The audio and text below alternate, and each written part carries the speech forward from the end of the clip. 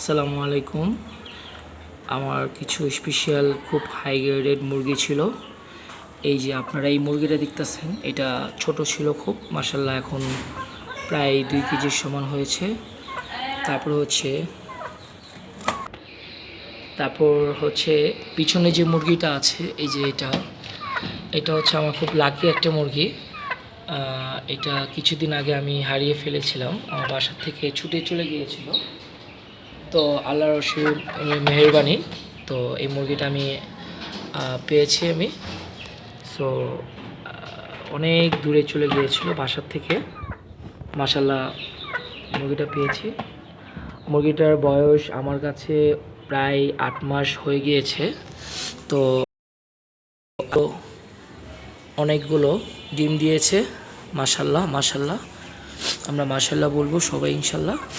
এইটা হচ্ছে ছোট, এই যে এটাও ইনশাল্লাহ ডিম দিবে আশা করি, যদি আল্লাহ তাদেরকে বাঁচিয়ে রাখে। ইনশাল্লাহ দোয়া করি আল্লাহর কাছে। এটা খুব ছোট ছিল, ঘরের মুরগি, বড় হয়েছে, দোয়া করবেন। এগুলো হচ্ছে সব দেশি মুরগি।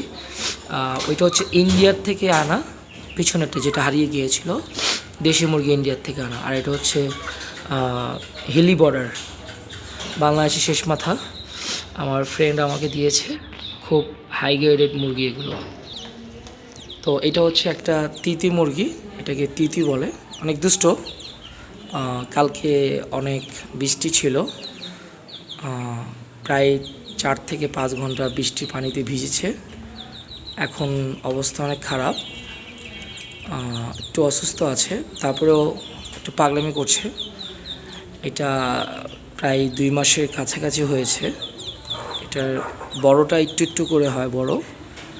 তো আশা করি এটা ইনশাল্লাহ সুস্থ হয়ে যাবে। আজকে আমি ওষুধ খাওয়াইছি। এখন প্রত্যেকটা মুরগি আমি আলাদা করে রেখেছি, যেহেতু আমার যে খাঁচাটা ওখানে বৃষ্টির পানি পড়ে, এই জন্য। তারপর হচ্ছে আপনার